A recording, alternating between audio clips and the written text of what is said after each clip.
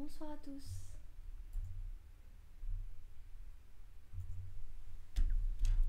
Si je vous rapproche, c'est sans doute mieux.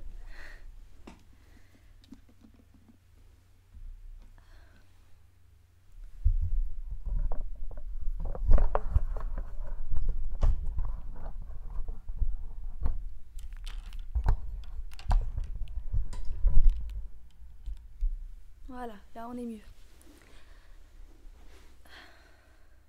Bonsoir à tous, j'espère que vous allez bien. Donc je vous ai laissé un petit suspense pour découvrir le titre de la lecture d'Agatha Christie qu'on allait commencer ce soir.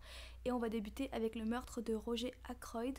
J'ai acquis 2 ouvrages, donc si jamais ça vous intéresse, on pourra continuer cette série Agatha un peu plus longtemps. Donc il est 21h38, on va attendre 5 minutes le temps que tout le monde s'installe pour pouvoir commencer la lecture. Donc n'hésitez pas à aller chercher une boisson, un petit snack, vous mettre à l'aise. Coucou Camille, j'espère que tu vas bien. Comme d'habitude, je vous mets toujours trop bas. Attendez. Je savais que tu avais hâte en plus de découvrir Agatha Christie. C'est vraiment... on a vraiment le même timing sur nos envies lecture. Alors oui, il est le chat.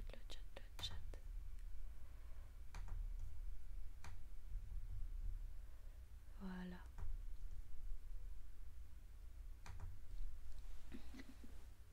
En tout cas, j'espère que ça va vous plaire. Ça fait vraiment longtemps que j'ai pas lu du Agatha Christie.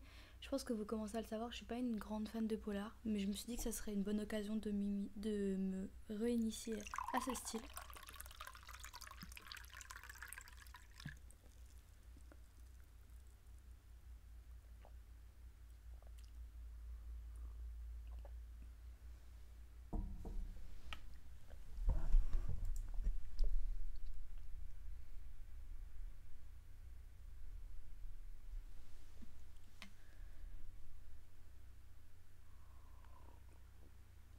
Merci pour le réabonnement Digicode, super sympa. Coucou Salambo, contente de voir que ça te plaît. Coucou Crotte de Genoux. C'est vrai que là ça va être cool, vous allez pouvoir vraiment participer et on va peut-être réussir à résoudre l'énigme ensemble. Je compte sur vous, pas de spoil pour ceux qui ont déjà vu la lecture.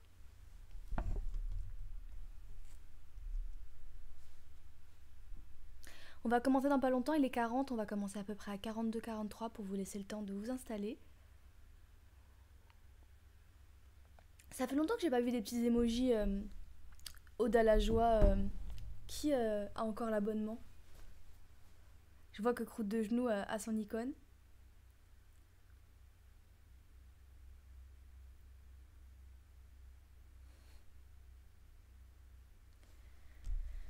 Moi non plus, je l'avoue. Je sais pas si ça va être prévisible ou pas. On va voir si le talent d'Agatha Christie a été exagéré ou si elle a vraiment une capacité à créer des twists super intéressants.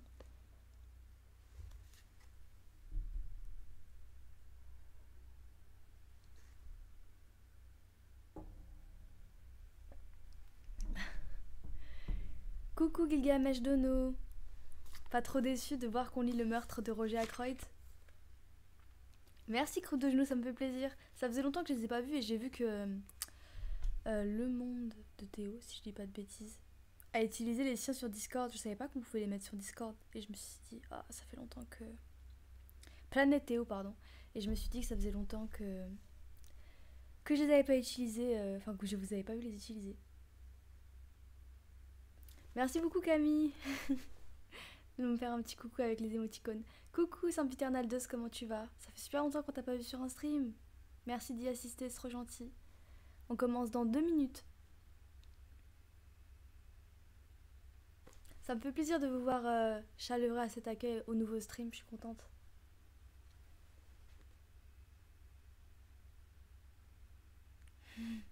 J'adorerais aussi Gilgamesh Dono.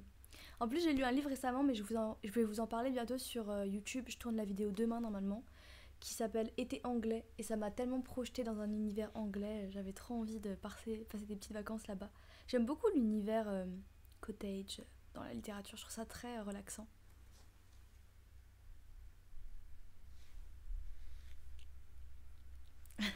Tu crois? Tu crois que ça va me plonger directement dans l'univers de la campagne anglaise? Je connais pas du tout en réalité le meurtre de Roger Ackroyd et je suis pas très familière de Agatha Christie. J'ai lu deux trois œuvres, mais ça date d'il y a vraiment un temps. Donc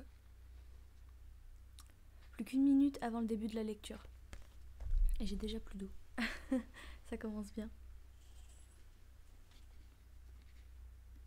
Moi ça va très bien, écoute.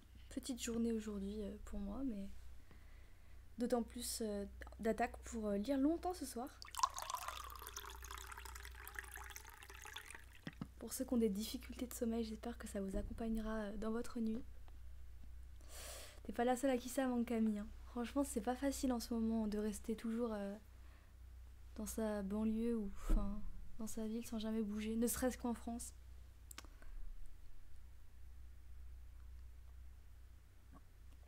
D'ailleurs, Saint-Péternal Dust, ce choix de lecture m'a été proposé par toi. Donc merci beaucoup d'avoir répondu à la boîte à questions.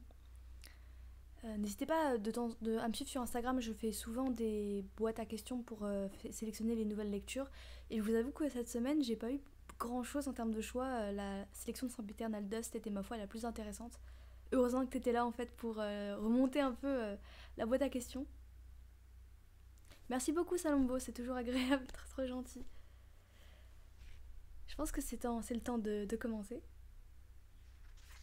J'ai hâte d'avoir vos réactions et vos hypothèses sur l'intrigue. Ah, et pour ceux qui ont le livre à la maison et qui voudraient être accompagnés de la lecture, on est aux éditions du Masque, collection de romans d'aventure.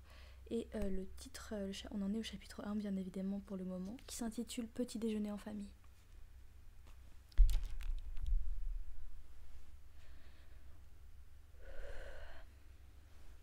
Je vous sens un peu loin de moi là, attendez.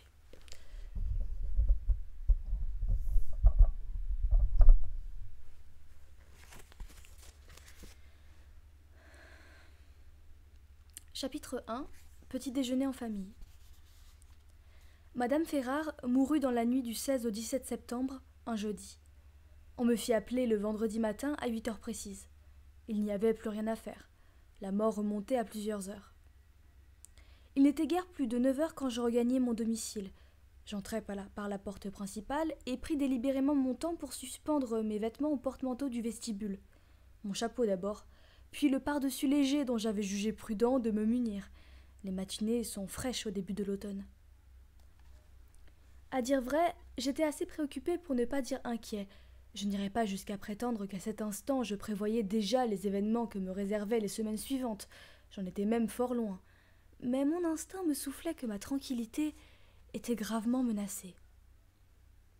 De la salle à manger située sur ma gauche me parvint un bruit de tasses entrechoquées, puis la toux brève et sèche de ma sœur Caroline.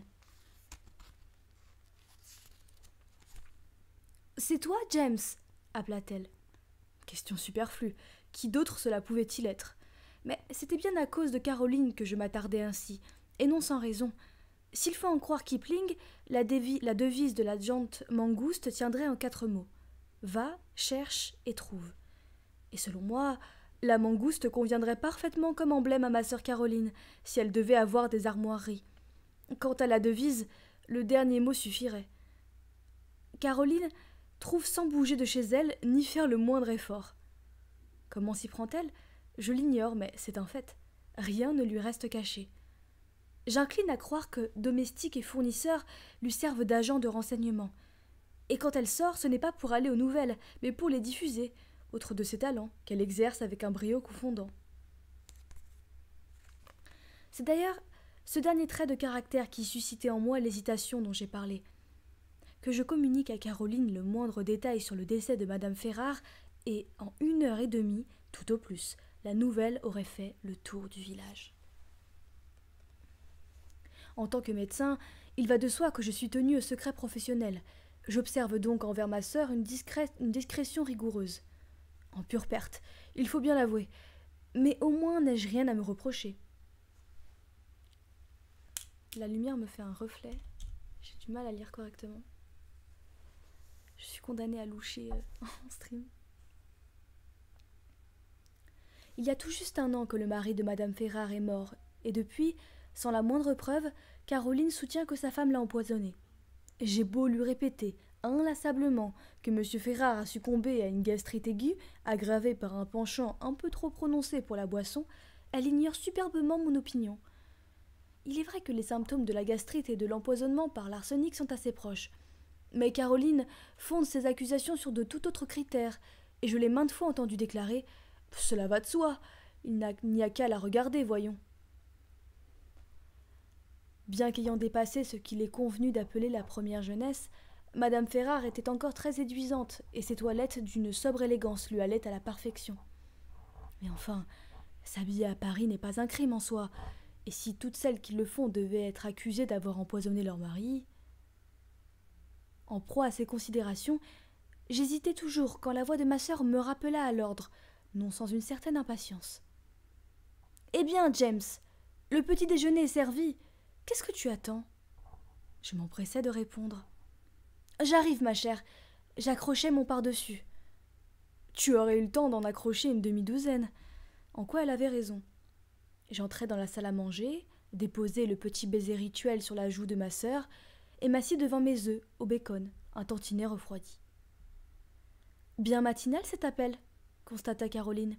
« En effet, c'était King's Paddock pour Madame Ferrare. »« Je sais. »« Et comment le sais-tu ?»« Par Annie. » Annie, notre bonne à tout faire, est certes une excellente fille, mais une redoutable bavarde. Dans le silence qui suivit, je continuai à manger mes œufs, conscient de la curiosité de ma sœur. Quand elle flaire quelque chose d'intéressant, le bout de son nez long et fin palpite légèrement. C'était le cas. Eh bien, triste histoire, et rien à faire. Elle a dû mourir pendant son sommeil. Je sais, répéta ma sœur. En fait, l'enquête, elle est déjà terminée. Caroline était là avant nous. Pour le coup, je me sentis froissée. Tu ne peux pas le savoir. Je ne savais rien moi-même avant d'arriver là-bas. Et je n'ai encore rien dit à personne. Si tu tiens cela d'Annie, c'est qu'elle est extra-lucide. Je ne le tiens pas d'Annie, mais du laitier, qu'il a su par la cuisinière des Ferrare. Comme je le disais, Caroline n'a jamais besoin de courir aux nouvelles. Celle-ci afflue spontanément vers elle. De quoi est-elle morte ? Insista-t-elle. Crise cardiaque ? Le laitier ne te l'a pas dit ? Mon humour tomba à plat. Caroline ignore le sarcasme et prend toujours tout au pied de la lettre. Il n'était pas au courant, annonça-t-elle avec le plus grand sérieux. Après tout, elle finirait par savoir, autant la renseigner moi-même. Madame Ferrare a simplement pris trop de comprimés de Véronal. Elle souffrait d'insomnie ces temps-ci. Elle aura dépassé la dose par erreur. À d'autres, elle savait ce qu'elle faisait, réagit aussitôt Caroline. C'est curieux, mais il suffit d'entendre exprimer par autrui une opinion que l'on préférerait taire pour éprouver le besoin de le nier avec véhémence. J'éclatai en protestation indignée. Ah, toi alors, avec tes idées saugrenues, peux-tu me dire pourquoi une veuve encore jeune, bien portante et fortunée, songerait à se suicider au lieu de profiter de la vie ? C'est absurde. Pas du tout. Elle avait beaucoup changé depuis 6 mois, tu l'as certainement remarqué, comme si quelque chose la rongeait. Et elle ne pouvait plus dormir, tu l'as reconnu toi-même à l'instant. Je m'informais non sans froideur. Et quel est ton diagnostic ? Chagrin d'amour, sans doute ? Ma sœur secoua la tête. Le remords, cela va de soi, lança-t-elle avec panache. Le remords ? Oui, tu n'as jamais voulu me croire quand je soutenais qu'elle avait empoisonné son mari. Maintenant, j'en suis plus convaincue que jamais. Ta logique me semble en défaut, rétorquai-je. Il faut du sang-froid pour commettre un meurtre. Une femme capable de cela n'irait pas s'embarrasser de sentiments ni de repentir. Elle profiterait tranquillement des fruits de son crime. Derechef, Caroline secoua la tête. Certaines femmes peut-être, mais pas Madame Ferrare. C'est un paquet de nerfs. Sous le coup d'une impulsion irraisonnée, elle se serait débarrassée de son mari parce qu'elle ne pouvait plus supporter de souffrir. Il est vrai que vivre près d'un homme comme Ashley Ferrare devait représenter une véritable épreuve. J'approuvais d'un signe de tête. Et depuis, elle se rongeait de remords. La pauvre, comment ne pas la plaindre ? Du vivant de Madame Ferrare, je doute fort que Caroline ait fait preuve d'une telle mansuétude à son égard. Mais depuis qu'elle s'en est allée là où, c'est fort probable, son élégance parisienne n'a plus cours, ma sœur découvre les douceurs de la compréhension et de la pitié. D'un ton sans réplique, je décrétai cette idée ridicule. Avec d'autant plus d'assurance que je partageais secrètement, en partie du moins, les opinions de ma sœur, mais ces déductions fulgurantes me déplaisaient, d'autant plus qu'elles se révèlent souvent justes, et je ne tenais pas à l'encourager dans cette voie. Sinon, elle ferait part de ses conclusions à tout le monde, et les gens s'imagineraient que j'avais violé le secret professionnel. La vie n'est pas toujours facile. Ridicule, objecta aussitôt Caroline, c'est ce que nous verrons. Je parie 10 contre 1 qu'elle a laissé une confession écrite et détaillée. Elle n'a rien laissé du tout, ripostai-je abruptement, sans prendre garde où je m'aventurais. Caroline saisit alors la balle au bond. Tu as donc pris la peine de te renseigner. Au fond de toi-même, James, tu n'es pas loin de penser la même chose que moi, espèce de vieux renard. On ne doit jamais écarter la possibilité d'un suicide, énonçai-je avec gravité. Il y aura une enquête ? Peut-être. Cela dépend. Si je peux affirmer en toute certitude que cette absorption massive de Véronal était accidentelle, l'enquête ne sera sans doute pas nécessaire. Et tu peux l'affirmer en toute certitude ? Demanda ma sœur d'un ton perspicace. J'évitai de répondre et quittai la table. Donc on commence in medias res dans l'univers de ce fameux meurtre.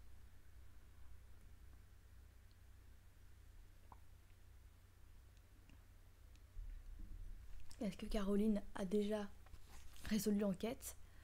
On va évoluer dans le chapitre 2 pour le découvrir. Et le chapitre 2 s'intitule « Coup d'œil sur le Two Kings Abbot ».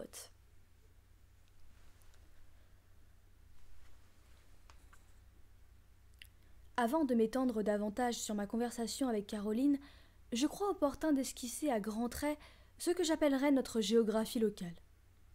Kings Abbot, notre village, ressemble sans doute à beaucoup d'autres. Grantchester, la grande ville la plus proche, se trouve à 15 kilomètres. Nous possédons une gare importante, un petit bureau de poste, 2 magasins qui se font concurrence et où l'on trouve à peu près tout ce qu'on veut. C'est clair, c'est vraiment le parfait petit village anglais, t'avais raison Gilgamesh Dano. Peut-être qu'on va trouver des personnages un peu... comment on appelle ça encore ? Quoique Hercule Poirot c'est un personnage kitsch en soi, mais... La commère est là, donc combien de personnages types on va retrouver ? Je ne sais pas, on va voir. Les hommes valides s'empressent de partir dès qu'ils sont en âge de le faire, mais nous ne manquons ni de vieilles filles, ni d'officiers à la retraite. Quant à nos passe-temps et distractions préférées, un verbe suffira pour les décrire. Cancaner. Seules 2 maisons méritent le nom de domaine à Kings Abbot. L'une est Kings Paddock, que Madame Ferrars tenait de son défunt mari. La seconde, Fernley Park, appartient à Roger Ackroyd. Ackroyd est si parfaitement conforme au type classique du gentilhomme campagnard qu'il en devient invraisemblable. Ce côté plus vrai que nature m'a toujours intéressé. Il me rappelle ces opérettes surannées où des hommes en tenue de sport et à la face rubiconde apparaissent immanquablement au début du premier acte. Dans un décor de verdure, ils entonnent presque toujours une chanson où il est question de se rendre à Londres pour s'y amuser. On donne des revues de nos jours et le gentilhomme campagnard a quitté la scène. Naturellement, Ackroyd n'est pas un gentilhomme campagnard à proprement parler. C'est un industriel qui, si je ne me trompe, a tiré une fortune colossale de la fabrication de roues de wagons. Il frise la cinquantaine, arbore un visage rougeaud et des manières affables. Très lié avec le pasteur et bien qu'on le dise fort près de ses sous, il participe généreusement aux collectes paroissiales. Il patronne les matchs de cricket, les clubs de jeunes gens et les foyers pour invalides de guerre. En un mot, il est l'âme de notre paisible village. Il faut savoir qu'à l'âge de 21 ans, Roger Ackroyd était tombé amoureux d'une très jolie femme, de 5 ans son aînée, et l'avait épousée. Madame Patton était veuve et avait un fils. Leur union fut brève, mais douloureuse. Disons-le tout net, Madame Ackroyd s'adonnait à la boisson, et il ne lui avait fallu que 4 ans pour en mourir.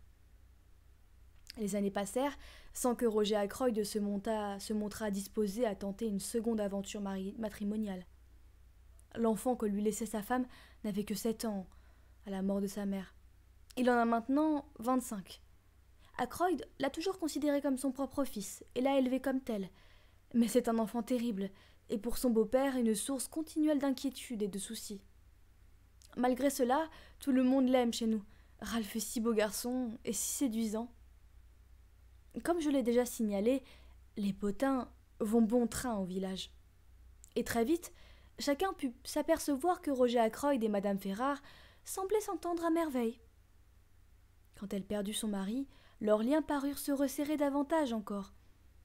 On les voyait toujours ensemble et ils étaient communément admis que, dès la fin de son deuil, Madame Ferrare deviendrait la nouvelle Madame Roger Ackroyd. D'un certain point de vue, on trouvait même que cette union serait particulièrement bien assortie. De notoriété publique, Madame Ackroyd s'était noyée dans l'alcool, et l'on pouvait en dire autant d'Ashley Ferrare. En somme, que ces deux victimes du drame de l'alcoolisme trouvent un réconfort l'une près de l'autre, semblait la solution idéale. N'avait-il pas porté la même croix?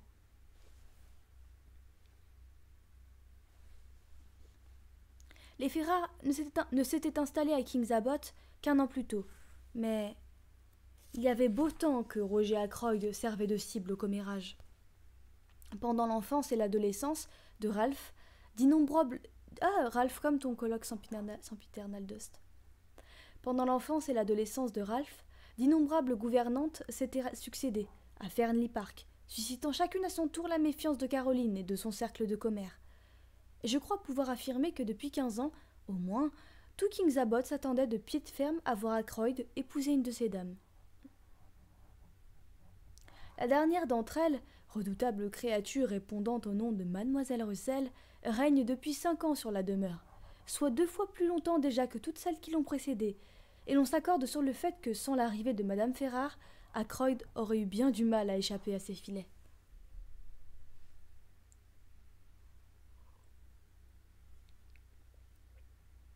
Je me rendais pas compte que le visuel était si intéressant, ça Lambeau. Ça vaut la peine de mettre une caméra.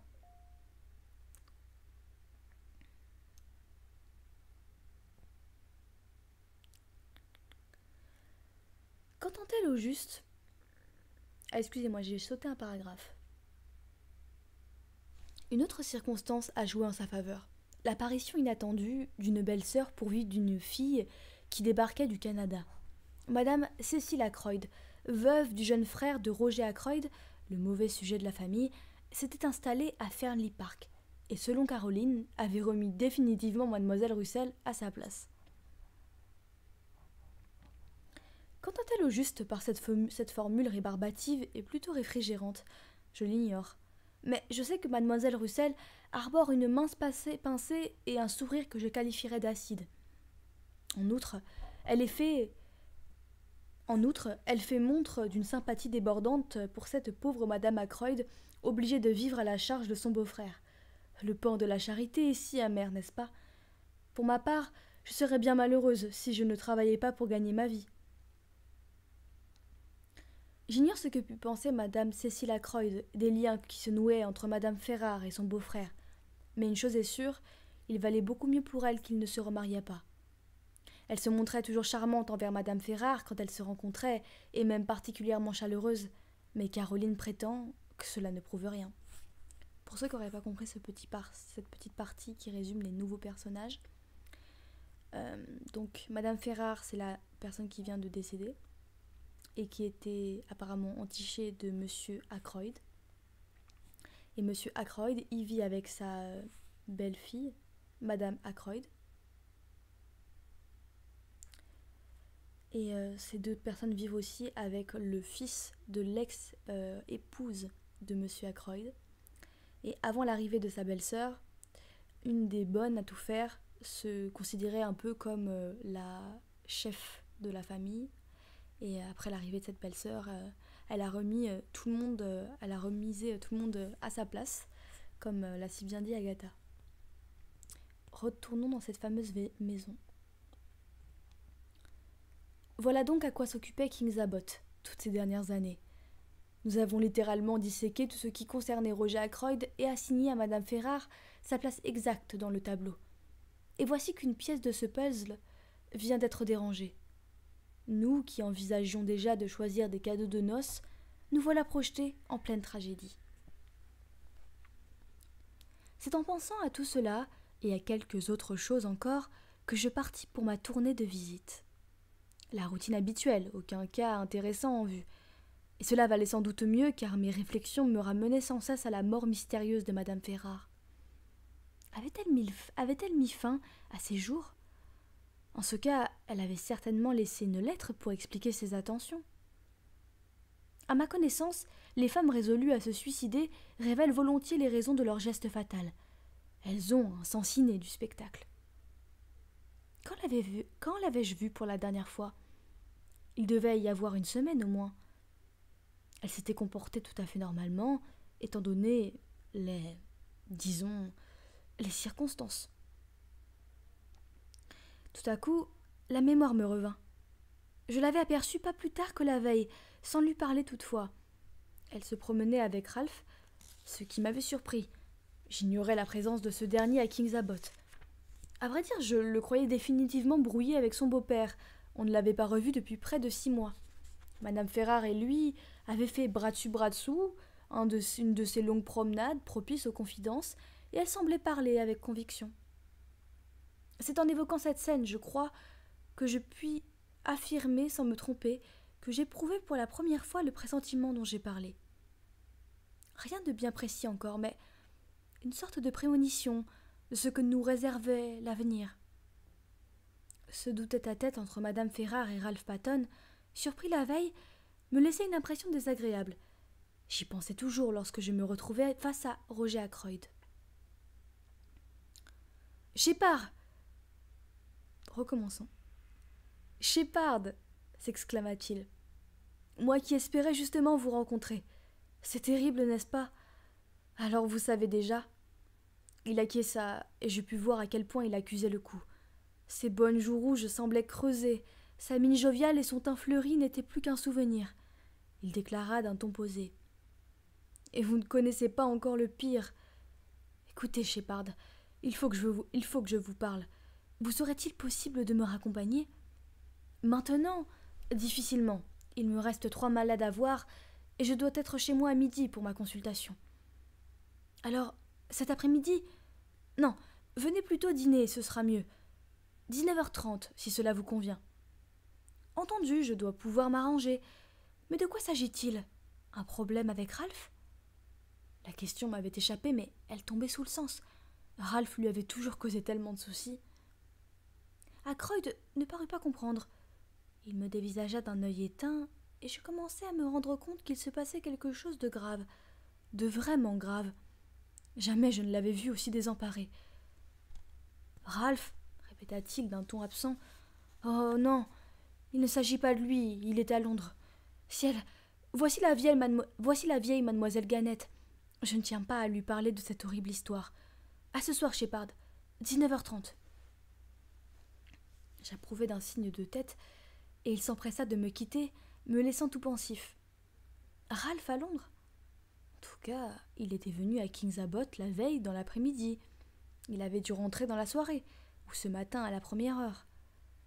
Pourtant, les propos d'Ackroyd ne laissaient rien supposer de tel. À l'entendre, il ne s'était pas revu depuis des mois.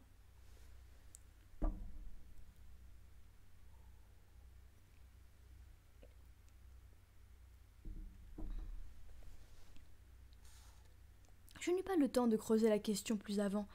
Mademoiselle Gannett, fondée sur moi, assoiffée de nouvelles. Cette demoiselle ressemble étrangement à ma sœur Caroline, à un détail près toutefois. Il lui manque ce flair infaillible qui autorise ma sœur à tirer des conclusions hâtives et confère à ses manigances une sorte de grandeur. Hors d'haleine, mademoiselle Gannett passa aussitôt à l'attaque. « Pauvre chère madame Ferrare, une bien pénible affaire, n'est-ce pas? Et tous ces gens qui affirmaient qu'elle se droguait depuis des années. Mais les gens sont si malveillants. Pourtant, triste à dire, il y a souvent une trace de vérité dans les pires calomnies. Pas de fumée sans feu. On racontait aussi que M. Ackroyd avait découvert le poteau rose et rompu ses fiançailles. Car il y avait eu fiançailles, mademoiselle Gannett en possédait la preuve indubitable. Je devais être au courant naturellement. Les médecins ne savent-ils pas tout? Seulement voilà, ils savent aussi se taire. Elle continuait de parler ainsi en me vrillant son regard perçant pour tenter de surprendre une éventuelle réaction de ma part.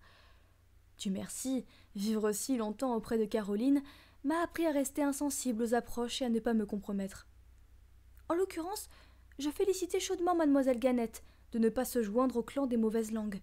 Puis, satisfait de cette riposte imparable, je m'éloignai sans lui laisser le temps de se reprendre, l'abandonnant à sa perplexité. Tout songeur, je rentrai chez moi où m'attendaient plusieurs patients. Je croyais avoir expédié le dernier et me préparais à passer quelques minutes dans le jardin avant le déjeuner, quand je m'avisai qu'il me restait une cliente. Quand elle s'approcha, j'eus la surprise de reconnaître mademoiselle Russell. Pourquoi cette surprise ? Rien ne la motivait sinon le fait que mademoiselle Russell semble jouir d'une santé de fer. Elle paraît tout simplement inaccessible à la maladie. La gouvernante de Roger Ackroyd est une grande et belle personne au regard sévère et à la bouche pincée, d'allure plutôt revêche. Si j'étais femme de chambre ou cuisinière sous ses ordres, je crois que je m'enfuirais en entendant son pas. Je crois que j'ai déjà lu l'histoire, mais je vous spoilerai pas. Mais il me semble reconnaître en fait ce récit. « Bonjour, docteur Shepard, dit mademoiselle Russell. Je vous serais très obligée de bien vouloir jeter un coup d'œil à mon genou. » Je m'exécutais, mais je l'avoue, n'en fus pas plus avancée pour autant, et la description plutôt vague qu'elle me donna de ses douleurs me parut fort peu convaincante. De la part d'une femme moins intègre, j'aurais volontiers supposé qu'il s'agissait d'un prétexte pour me soutirer des informations sur la mort de madame Ferrare. Si le soupçon m'en traversa l'esprit, je dus bien vite reconnaître que j'avais mal jugé ma patiente, en tout cas sur ce point précis. Elle ne fit qu'une brève allusion à cet événement tragique. Toutefois, il était clair qu'elle souhaitait s'entretenir avec moi. « Eh bien, finit-elle par dire, merci pour ce flacon de léniment, docteur, bien que je ne croie pas beaucoup à son efficacité. » Je n'y croyais pas davantage, mais protestais pour la forme. Après tout, le remède ne lui ferait pas de mal, et il faut bien prêcher pour sa paroisse. Mademoiselle Russell promena sur ma rangée de flacons un regard désapprobateur et annonça: « Je me méfie de toutes ces drogues, docteur. Elles peuvent être très nocives. Tenez, la cocaïne, par exemple. » Là-dessus, tout ce que je peux vous dire, son usage est très répandu dans la haute société. Mademoiselle Russell est beaucoup plus au courant que moi des habitudes du grand monde, j'en suis convaincue. Aussi, ne me risquai-je pas à en discuter avec elle et la laisser poursuivre. Simple curiosité, docteur. Supposons qu'une personne soit devenue l'esclave de la drogue. Existe-t-il un traitement ? Une telle question exige une réponse détaillée, et je fis à ma patiente un bref exposé qu'elle écouta avec attention, ce qui raviva mes soupçons. Persuadée qu'elle cherchait à me soutirer des informations sur la mort de madame Ferrare, j'ajoutai: « Prenez le Véronal, par exemple. » Mais curieusement, le Véronal ne parut pas l'intéresser, bien au contraire. Elle orienta la conversation sur certains poisons aussi rares qu'impossibles à déceler et voulut savoir s'ils existaient bien. « Ah, mademoiselle Russell, vous avez lu des romans policiers. » Elle en convint volontiers. Le poison, expliquai-je, est l'ingrédient le plus classique du roman policier. Il doit être rarissime provenir si possible d'Amérique du Sud et de préférence d'une obscure tribu qui l'utilise pour y tremper ses flèches. Il provoque une mort instantanée que la science occidentale est incapable d'expliquer. C'est à cela que vous pensez. Exactement. Un tel poison existe-t-il vraiment ? Je secouai la tête d'un air désolé. Je crains que non. À part le curare, naturellement. Je m'étendis longuement sur le curare, mais cette fois encore, mademoiselle Russell parut se désintéresser de la question. Elle me demanda si j'en gardais dans mon armoire à poison, et j'eus le sentiment de baisser dans son estime en répondant par la négative. Puis elle déclara qu'elle devait rentrer, et je la reconduisis jusqu'à la porte de mon cabinet. C'est à cet instant précis que le gong annonça le déjeuner. Ainsi, mademoiselle Russell se délectait de romans policiers. Je ne l'aurais jamais cru, et penser à elle sous ce jour m'amuse infiniment. Je la vois très bien sortir de l'office afin de réprimander une femme de chambre maladroite, puis retourner en hâte pour se replonger avec délice dans le mystère de la 7e mort ou quelque chose d'approchant.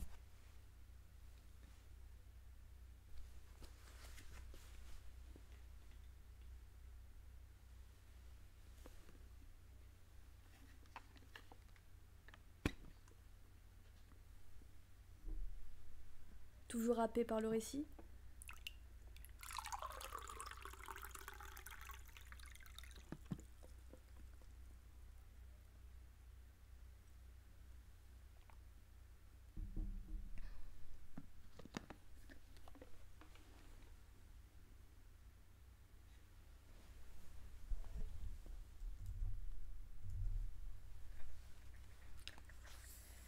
Continuons sur le chapitre 3.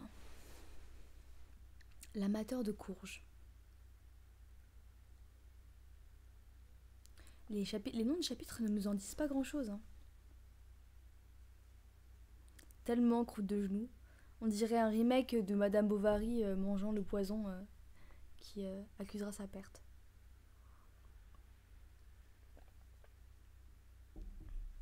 Ouais, c'est vrai, j'espère que c'est pas trop compliqué. J'essaierai de faire des petits rappels tout au long pour vous éviter de vous embrouiller. Au déjeuner, j'avertis Caroline que je dînais à Fairly. Pardon, on recommence. Au déjeuner, j'avertis Caroline que je dînerais à Fernley. Elle ne souleva aucune objection, bien au contraire. C'est parfait, tu vas tout savoir. Au fait, quel est le problème avec Ralph? Donc Ralph, le fils de monsieur Ackroyd, si je dis pas de bêtises. Avec Ralph, m'étonnai-je? Mais rien du tout. Alors pourquoi n'est-il pas à Fernley Park? Et que fait-il aux 3 Marcassins? Je ne mis pas une seconde en doute l'affirmation de Caroline. Si elle déclarait que Ralph Patton séjournait à l'auberge du village, il ne pouvait être ailleurs. Sous le coup de la surprise, je faillis à ma règle d'or, toujours garder mes informations pour moi. Ackroyd m'avait dit qu'il était à Londres, observai-je. Tiens donc, fit Caroline dont le nez remua, signe qu'elle analysait le renseignement. Il est arrivé hier aux 3 Marcassins, et il y est toujours. Hier soir, il est sorti avec une jeune fille. Elle est au taquet sur les commérages. Hein. La nouvelle ne m'étonna guère. Ralph sortait pratiquement chaque soir avec une fille. Mais qu'il ait choisi pour cela Kings Abbot plutôt que la joyeuse capitale me donnait à réfléchir. La capitale est tellement plus amusante. Je m'informai. Avec une des employées? Non, justement. Il a rejoint cette jeune fille en ville, et j'ignore qui elle est. Pénible aveu dans la bouche de Caroline. Mais je peux deviner, enchaîna-t-elle inlassable. J'attendis patiemment la suite. C'était sa cousine, cela va de soi. Flora Ackroyd? M'éclamai-je, ébahi. Naturellement, Flora Ackroyd et Ralph Patton n'ont aucun lien de parenté, mais ce cousinage est tacitement admis par tous. Il y a si longtemps que Ralph est considéré comme le fils de Roger Ackroyd. Flora Ackroyd, répéta ma sœur. Mais pourquoi n'est-il pas allé à Fernley s'il voulait la voir? Parce qu'ils sont fiancés, énonça Caroline en savourant chaque mot, secrètement, et comme le vieil Ackroyd ne veut rien savoir, ils sont obligés de se cacher pour se voir. Je distinguai de nombreuses failles dans la théorie de Caroline, mais m'abstins de les relever. Une remarque anodine sur notre nouveau voisin me servit d'échappatoire. Les Mélèzes, la maison mitoyenne, étaient occupée depuis peu par un inconnu, et Caroline, à son grand dépit, n'avait strictement rien pu apprendre sur lui, sinon qu'il était étranger. Son service de renseignement avait fait chou blanc. Cet homme doit se faire livrer du lait, des légumes, de la viande et quelquefois du poisson comme tout le monde, mais aucun des fournisseurs concernés ne semble avoir obtenu la moindre information à son sujet.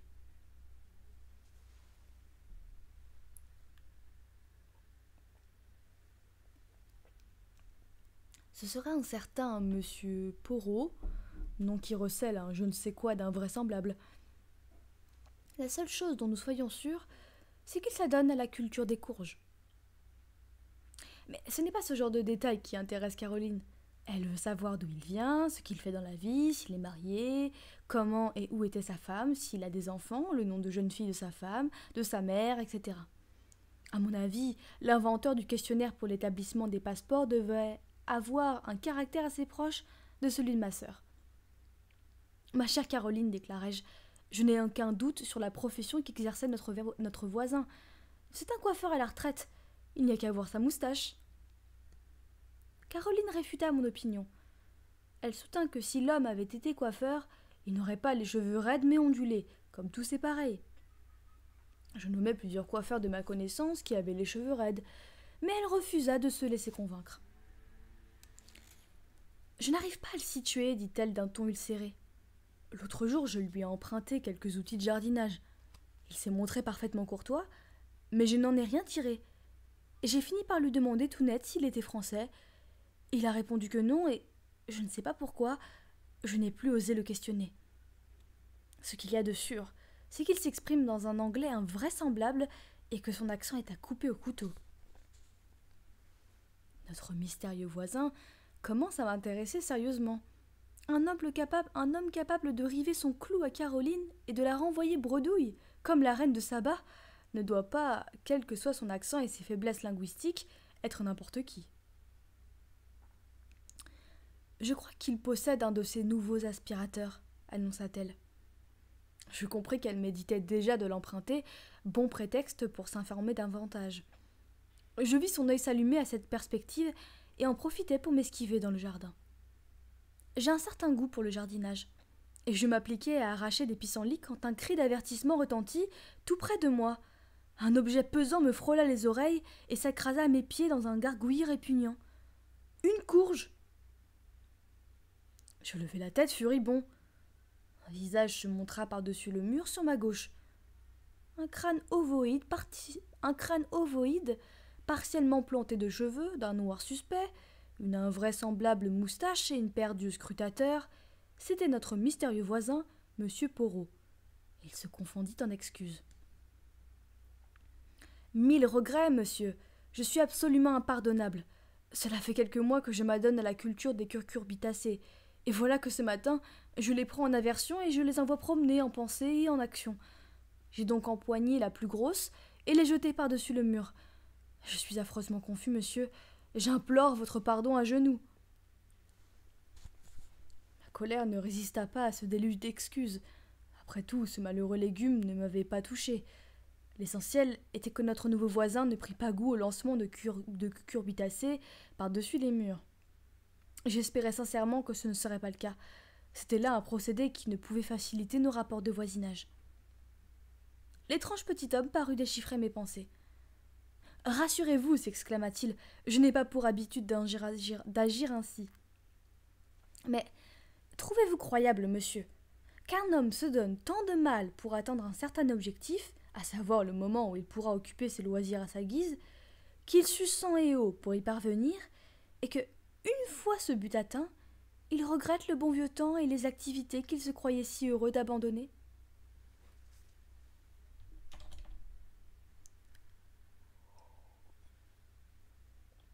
Mais ça dresse vraiment le portrait typique du voisin désagréable dans un cottage anglais, en fait.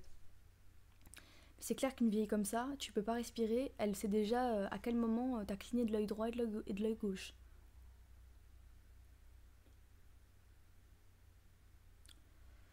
Oui, répondis-je après réflexion, j'estime le phénomène assez fréquent. Il se peut même que ce soit mon cas. Il y a un an, j'ai fait un héritage suffisant. Il y a un an, j'ai fait un héritage suffisant pour me permettre de réaliser un vieux rêve. Voyager, voir le monde. Eh bien, comme je vous l'ai dit, cela date d'1 an et je suis toujours là. Le petit homme hocha la tête. Les chaînes de l'habitude. Nous travaillons en vue d'un but précis, et celui-ci atteint, nous découvrons à quel point notre tâche quotidienne nous manque. Et notez bien, monsieur, que mon travail était particulièrement intéressant, le plus intéressant qui soit au monde. Dans un accès d'humeur carolinienne, je l'encourageai à poursuivre. Ah oui ? Je parle de l'étude de la nature humaine, monsieur. Certes, approuvai-je avec bienveillance. Plus de doute, c'était un coiffeur à la retraite. Qui mieux qu'un coiffeur connaît les secrets de la nature humaine? Et j'avais aussi un ami, un vieux compagnon de route. Il m'était très cher, bien qu'il se montrât parfois d'une sottise à faire peur. Croirez-vous que je regretterais sa stupidité, sa naïveté, sa rectitude morale, le plaisir que je prenais à l'étonner et à l'enchanter par mes remarquables talents? Tout cela me manque plus que je ne saurais le dire. Il est mort? M'informai-je avec une mine de circonstance. Non, il vit et prospère, mais à l'autre bout du monde maintenant, en Argentine. En Argentine, répétai-je avec envie. J'ai toujours désiré connaître l'Amérique du Sud. Je soupirais, levant les yeux, et rencontrai le regard compatissant de M. Porot. Un petit homme très compréhensif, semblait-il. Comptez-vous y aller? Je secouai la tête en soupirant de plus belle. J'aurais pu il y a 1 an, mais j'ai agi comme un idiot et même pire. Je me suis montré trop gourmand, et j'ai lâché la proie pour l'ombre.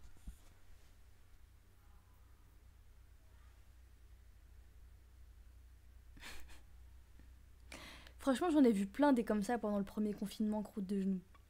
Des vraiment louches qui restent à la fenêtre pour guetter tous les passants.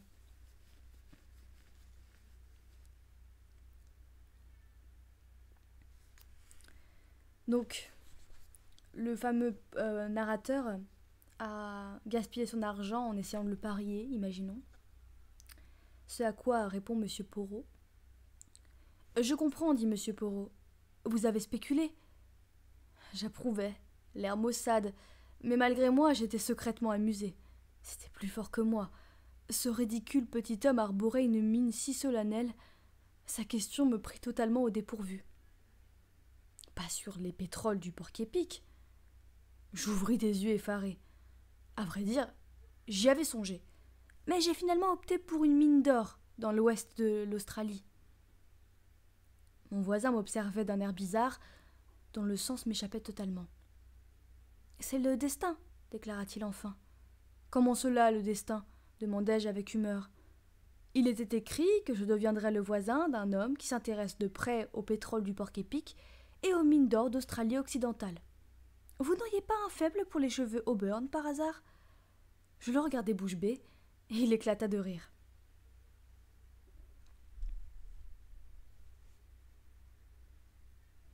C'est des gens qui ont vraiment rien d'autre à faire, je pense. Mais non, je ne perds pas la tête, soyez tranquille, et ma question était ridicule. L'ami dont je vous ai parlé était jeune, et il croyait à la bonté des femmes et les trouvait toutes belles, ou presque. Mais vous êtes un homme mûr, vous, un médecin. Vous connaissez la folie et la vanité de la plupart des choses de la vie. Et puisque nous sommes voisins, je vous prie d'accepter ma plus belle courge et de l'offrir à votre charmante sœur. Il se pencha, se releva en exhibant pompeusement un gigantesque spécimen du genre que j'acceptai avec toute la solennité requise. Eh bien, reprit le petit homme avec chaleur, voici une matinée bien employée puisque j'ai fait la connaissance d'un homme qui me rappelle un ami lointain. Au fait, j'aimerais vous poser une question. Vous devez connaître tout le monde dans ce village. Qui donc est ce beau garçon brun aux yeux noirs qu'on voit passer le nez au vent et le sourire aux lèvres? Cette description ne laissait aucune place au doute. Ce doit être le capitaine Ralph Patton. Je ne l'avais jamais vu jusqu'ici. Non, cela fait un certain temps qu'il n'est pas venu. C'est le fils de M. Ackroyd de Fernley Park, ou plutôt son fils adoptif. Mais bien sûr, j'aurais dû m'en douter. M. Ackroyd m'en a souvent parlé. Vous connaissez M. Ackroyd? M'écriai-je quelque peu surpris. M. Ackroyd m'a connu à Londres, à l'époque où j'y travaillais, mais je l'ai prié de ne pas révéler ma profession aux gens d'ici.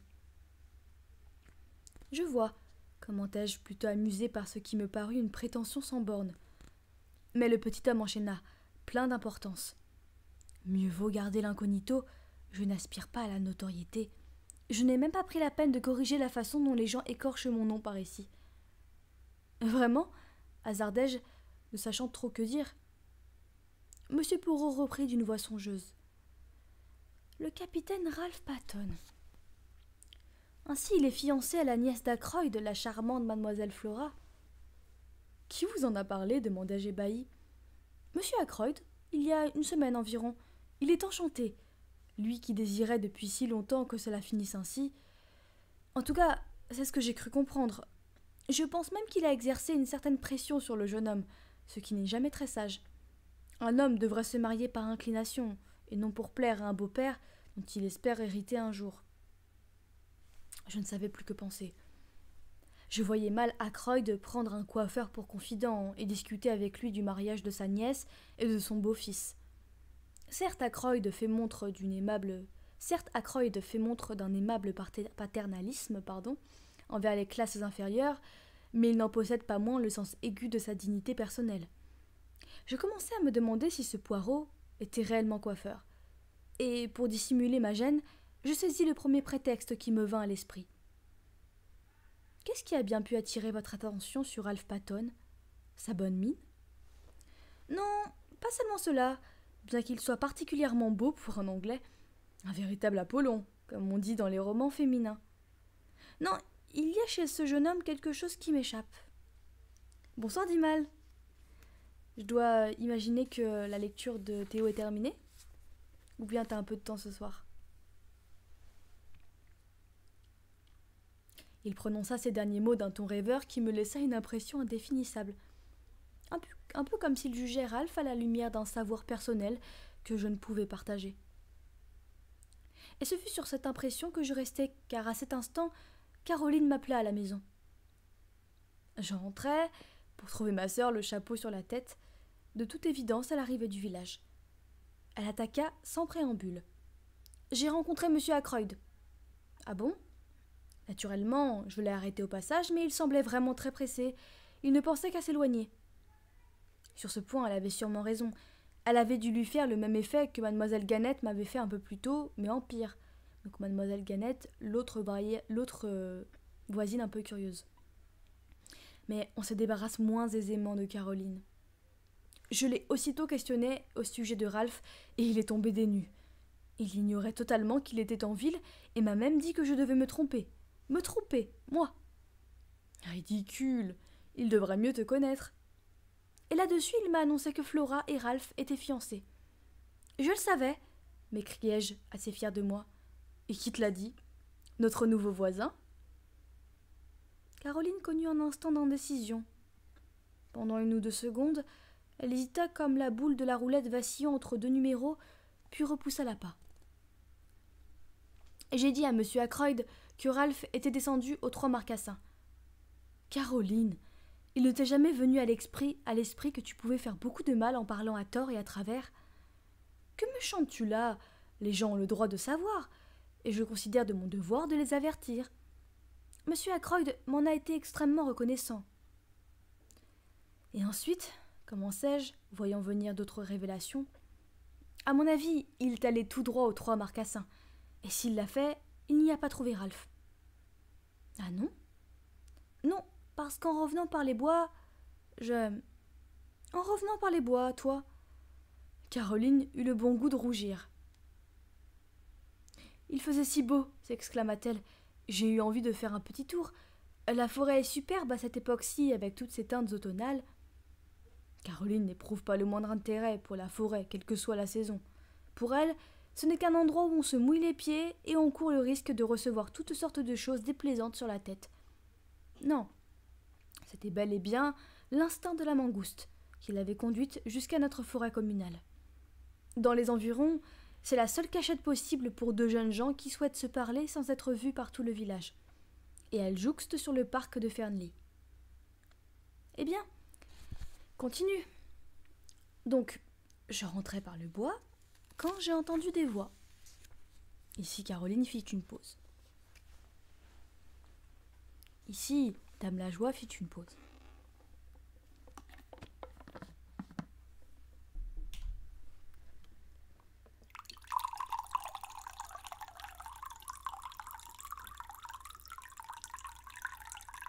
Du grand humour ce soir.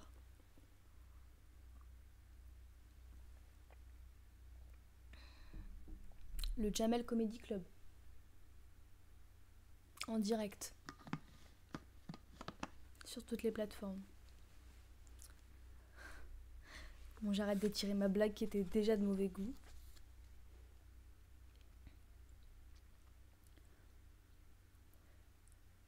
Et alors, l'une était celle de Ralph Patton.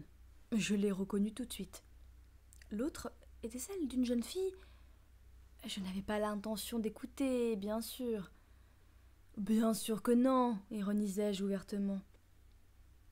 En pure perte pour Caroline, cela va de soi, puisqu'elle ne comprend pas l'ironie. Mais je n'ai pas pu m'empêcher d'entendre. La jeune fille a dit quelque chose que je n'ai pas compris, et Ralph lui a répondu furieux, semblait-il. Enfin, mon petit, tu ne vois donc pas qu'il va me couper les vivres, et pour de bon? J'ai lassé sa patience depuis quelques années, mais cette fois, la mesure est comble, et nous ne pouvons pas vivre d'amour et d'eau fraîche. Je roulerai sur l'or quand le vieux passera à l'arme gauche. Quand le vieux passera l'arme à gauche. Il est aussi pingre qu'on le dit, mais il est riche comme Crésus, et je ne tiens pas à ce qu'il modifie son testament. Alors, laisse-moi faire et ne te tracasse pas. Voilà exactement ces paroles. Je m'en souviens parfaitement. Par malheur, juste à ce moment-là, j'ai marché sur une branche morte, ou je ne sais quoi. Alors ils ont baissé la voix et se sont éloignés. Comme il n'était pas question que je les suive, je n'ai pas pu savoir qui était la jeune fille. De quoi s'en vouloir? Mais j'imagine que tu t'es précipité aux 3 Marcassins, ou tu t'es senti mal, et que tu es allé au bar demander un verre de cognac, histoire de vérifier si les 2 serveuses étaient à leur poste. Cette jeune fille n'était pas une serveuse, déclara sans hésiter Caroline. Je suis même presque certaine que c'était Flora Ackroyd. Sauf que cela ne tient pas debout. Mais si ce n'était pas Flora, alors qui? Ma sœur passa rapidement en revue les jeunes célibataires du voisinage, pesant le pour et le contre, en étayant chaque hypothèse d'une avalanche de bonnes raisons. Quand elle s'interrompit pour reprendre haleine, je murmurai une vague excuse concernant un patient et m'éclipsai.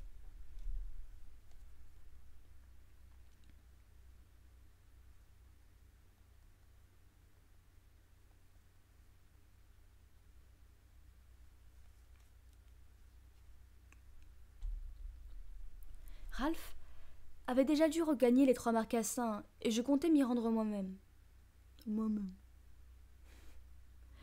Je connaissais très bien Ralph Patton, sans doute mieux que personne à King's Abbot.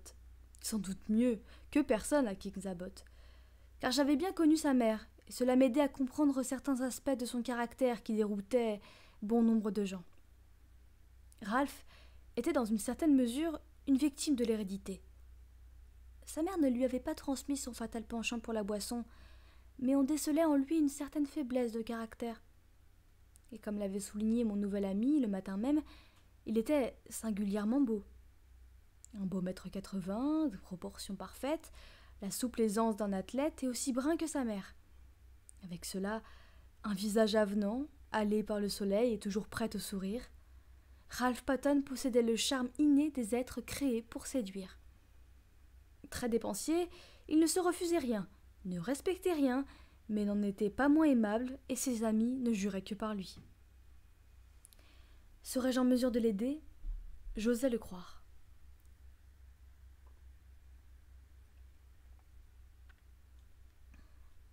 C'était encore l'époque où on pensait que les tares se transmettaient par hérédité. Arrivant aux 3 Marcassins, on m'a appris que le capitaine Patton venait de rentrer. Je montai à l'étage, entrai dans sa chambre sans me faire annoncer.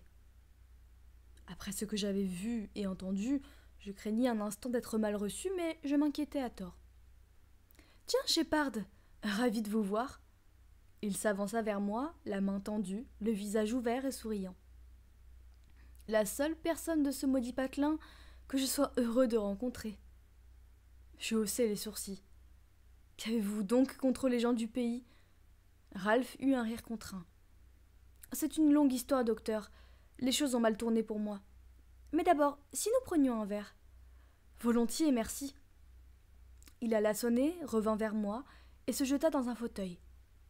Autant vous le dire carrément, annonça-t-il d'un air sombre. Je suis dans le sale drap. En fait, Je ne vois pas du tout comment m'en sortir. Quel est le problème? C'est mon satané beau-père. Qu'a-t-il donc fait? Oh, ce n'est pas cela qui m'inquiète. Mais c'est ce qu'il va faire, ou plutôt sans doute faire. Un domestique se montra et prit la commande de Ralph. Après son départ, le jeune homme demeurant prostré dans son fauteuil, le visage fermé. C'est donc si grave que cela? Demandai-je. Je suis au bout du rouleau cette fois-ci, se contenta-t-il de dire. Le ton inhabituel de sa voix avait une résonance sincère. Il en fallait beaucoup pour lui faire perdre son insouciance.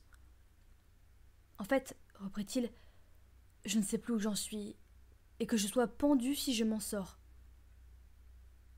Si je pouvais vous aider, hasardai-je timidement. Mais il secoua énergiquement la tête. C'est très chic de votre part, docteur, mais je ne veux pas vous entraîner là-dedans. Je dois me débrouiller tout seul. Il garda le silence pendant quelques instants, puis répéta d'une voix légèrement changée. Oui, je dois me débrouiller tout seul. Chapitre 4. Dîner à Fernley Park.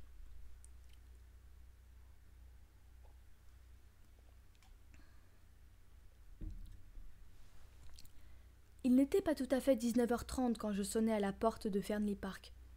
Elle me fut ouverte avec une remarquable promptitude par les soins de Parker, le maître d'hôtel.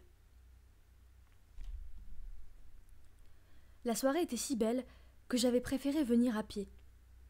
Je pénétrai dans le grand vestibule carré où Parker me débarrassa de mon pardessus. À cet instant précis, le secrétaire d'Ackroyd, affable jeune homme nommé Raymond, traversa le hall pour se rendre dans le cabinet de travail, les bras chargés de paperasse. Donc on arrive dans la maison de M. Ackroyd et on rencontre les domestiques, Parker, le maître d'hôtel, et Raymond, le secrétaire d'Ackroyd. « Bonsoir, docteur. Vous êtes venu dîner ou s'agit-il d'une visite professionnelle ?» Cette question se justifiait, car j'avais déposé ma sacoche noire sur le coffre de chêne. Et j'expliquai que je m'attendais à être appelé d'un instant à l'autre pour un accouchement, sur quoi Raymond hocha la tête et poursuivit son chemin. « Passez au salon, lança-t-il par-dessus son épaule. Vous connaissez les lieux. Ces dames ne vont pas tarder à descendre et je ne vous demande que le temps de porter ces papiers à M. Ackroyd.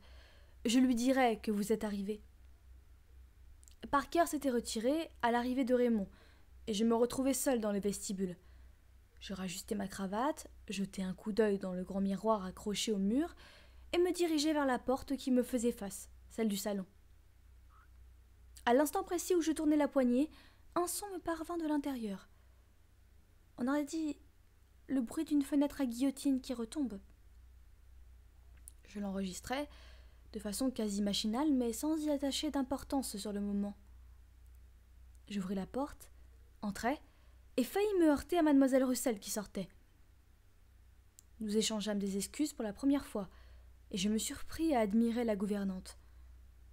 Elle avait dû être très belle autrefois, et à dire vrai, elle l'était encore. On ne voyait pas le moindre fil blanc dans ses cheveux noirs, et il suffisait que son teint se colorât, ce qui était justement le cas, pour qu'elle parût beaucoup moins sévère. Presque machinalement, je me demandais si elle était sortie car elle avait le souffle court comme si elle venait de courir. « Je crains d'être arrivée trop tôt, déclarai-je. « Oh, je ne crois pas, docteur Shepard. Il est 19h30 passé. » Puis elle ajouta « J'ignorais que vous dîniez ici. Monsieur Ackroyd ne m'en avait rien dit. » Sans parvenir à m'expliquer pourquoi, j'eus la vague impression que ma présence ne lui était pas agréable. Ah, c'est vrai qu'elle a fait une visite médicale précédemment. « Et ce genou ?»« Toujours la même chose, docteur. Merci. Il faut que je vous quitte maintenant. Madame Ackroyd va descendre dans un instant. J'étais simplement venue vérifier l'état de fraîcheur des fleurs. » Elle s'éclipsa, et je me dirigeai vers la fenêtre, intriguée par son désir manifeste de justifier sa présence. Ce faisant, je pris conscience d'un détail dont j'aurais dû m'aviser beaucoup plus tôt si seulement j'avais pris la peine d'y songer, à savoir que les baies du salon étaient en fait de hautes portes-fenêtres donnant sur la terrasse. Le bruit que j'avais perçu ne pouvait donc être celui d'un châssis qui retombe. Par désœuvrement, et sans autre raison que d'échapper à des pensées moroses, je m'amusais à essayer de deviner l'origine de ce bruit. Ça commence à vraiment rentrer dans les indices. Des charbons jetés dans l'âtre ? Non, c'était un son différent. Un tiroir de bureau repoussé. Non, pas cela non plus. C'est alors que mon regard fut attiré par une de ces boîtes plates, que l'on appelle, je crois, un présentoir, et dont le couvercle vitré permet de voir le contenu.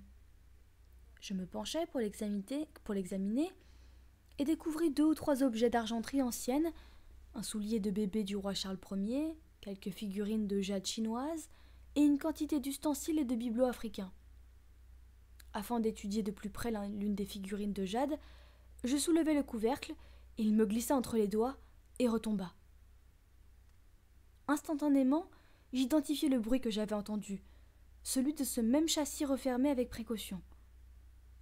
Je répétai le geste 1 ou 2 fois, pour ma satisfaction personnelle, puis rabattis le couvercle en arrière et m'absorbai dans un examen minutieux des bibelots.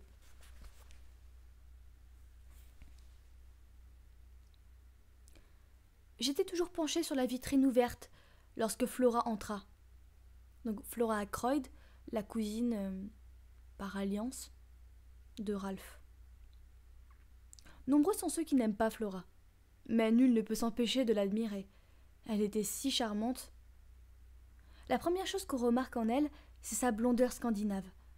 Elle a des cheveux d'or pâle, des yeux bleus comme l'eau des fjords de Norvège, un teint de crème et de rose. Large d'épaules, les hanches étroites, elle a une silhouette un tantinet garçonnière et elle respire la santé. Ce qui pour l'œil blasé d'un médecin est on ne peut plus rafraîchissant. C'est une vraie jeune fille anglaise, simple et droite, comme on n'en rencontre plus beaucoup, je dois l'avouer, quitte à paraître vieux jeu. Flora me rejoignit près de la vitrine. Et oh, hérésie, osa douter que le soulier eût appartenu au roi Charles.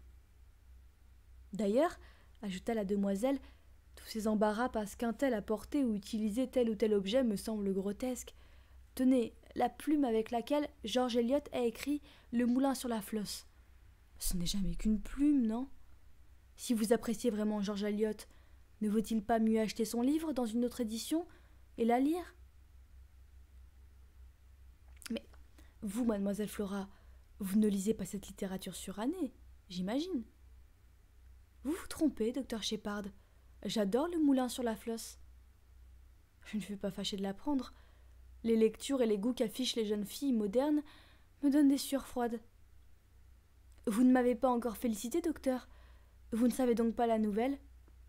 Flora me tendit sa main gauche, dont l'annulaire s'ornait d'une perle unique, montée avec un goût exquis. Je vais épouser Ralph, et mon oncle est enchanté. Comme cela, je reste dans la famille. Je pris ses 2 mains dans les miennes. J'espère que vous serez très heureuse, ma chère petite. Il y a environ 1 mois que nous sommes fiancés, reprit Flora de sa voix tranquille. Mais nous ne l'avons annoncé qu'hier. Mon oncle va faire rénover Crosstown et nous l'offrir. Nous serons censés exploiter les terres. En fait, nous y chasserons tout l'hiver, passerons la saison à Londres et ensuite nous ferons de la voile. J'adore la mer. Et naturellement, je consacrerai beaucoup de temps aux œuvres de la paroisse et ne manquerai aucune des réunions de mères de famille. Quel projet de vie passionnant. Elle en était là quand Madame Ackroyd entra dans un froufrou de jupe et se confondit en excuses pour son retard. Je regrette d'avoir à l'admettre, mais je déteste Madame Ackroyd. Cette femme est un fort déplaisant amalgame de colliers, de dents et d'os. Ses petits yeux pâles ont la dureté du silex et leur froideur calculatrice dément les paroles aimables qu'elle prodigue si volontiers.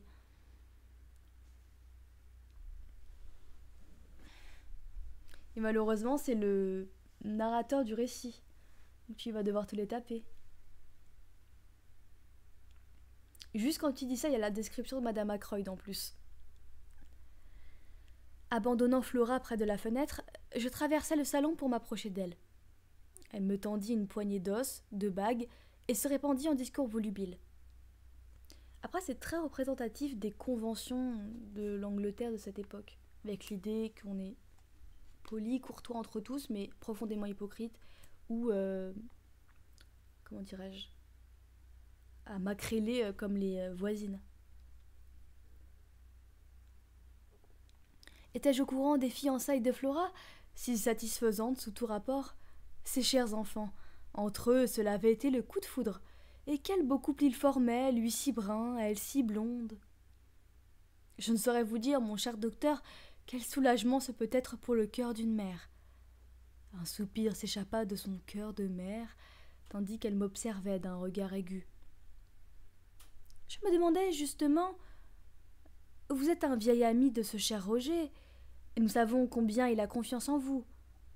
En tant que veuve du pauvre Cécile, je me trouve dans une position très délicate. Et il y a tous ces problèmes fastidieux à régler, des dispositions à prendre, enfin, tout cela.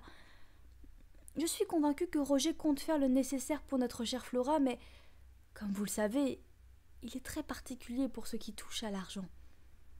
Je me suis laissé dire que c'est assez répandu chez ces capitaines d'industrie.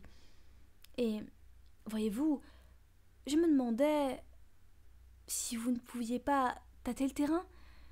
Flora a tellement d'affection pour vous. Nous vous considérons comme un vieil ami réellement, même si nous ne vous connaissons que depuis 2 ans.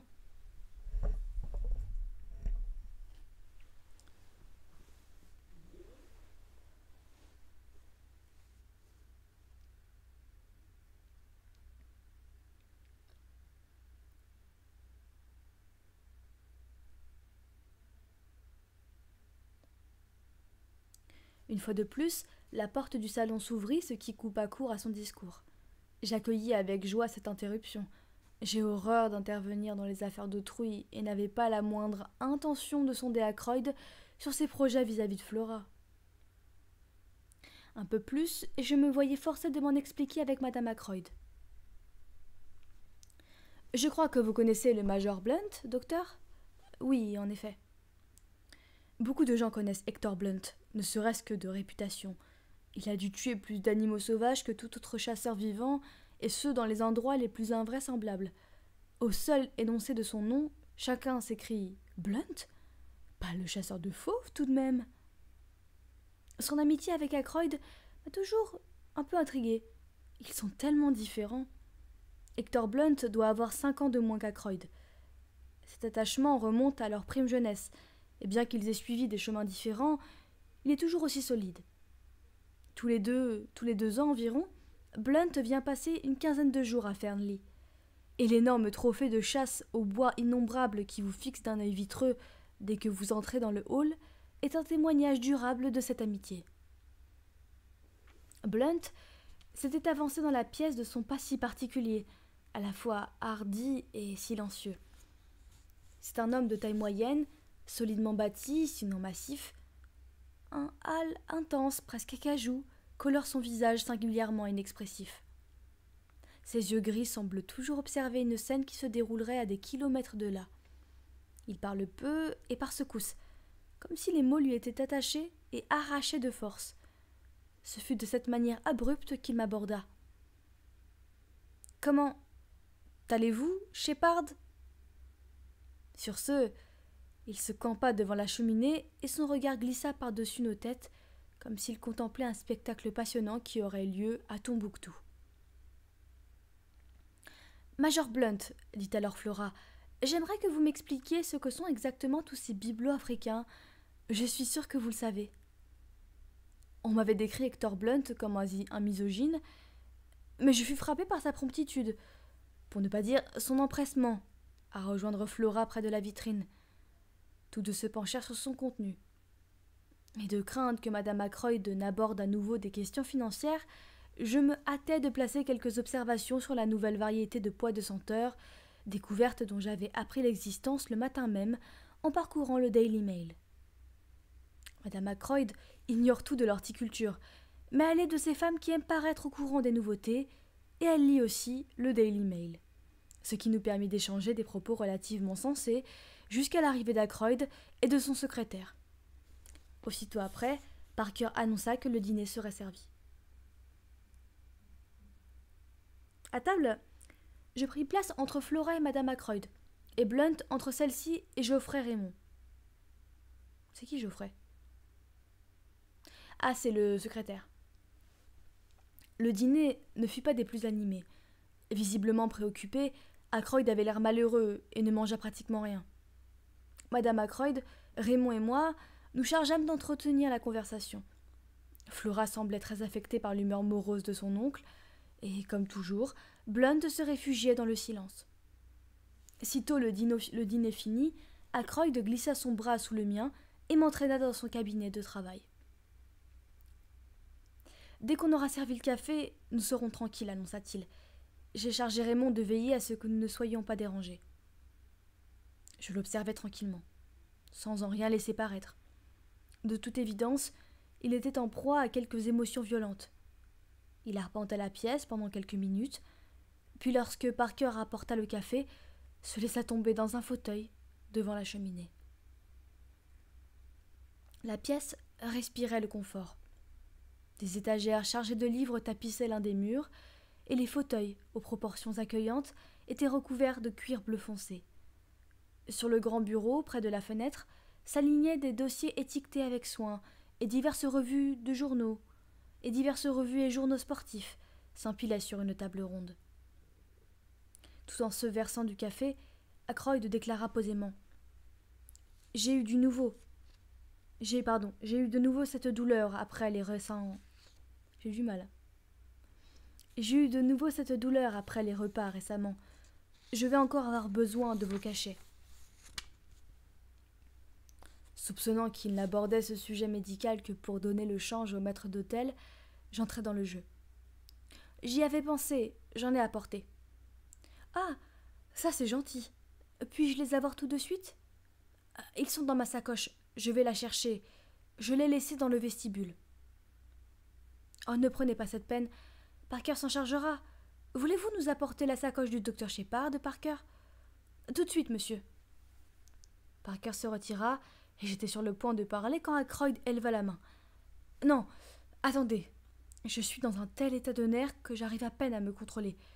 Vous ne le voyez donc pas ? » Je ne le voyais que trop bien, et m'en inquiétais fort. Toutes sortes de pressentiments m'assaillirent, mais Ackroyd reprenait déjà la parole. « Allez vérifier que cette fenêtre est bien fermée, voulez-vous ? » Quelque peu surpris, je me levai et m'approchai de la fenêtre, à guillotine celle-ci. Les épais rideaux de velours bleu étaient tirés, cachant les vitres, mais le panneau supérieur était ouvert. Je me trouvais toujours derrière les rideaux, quand Parker revint avec ma sacoche.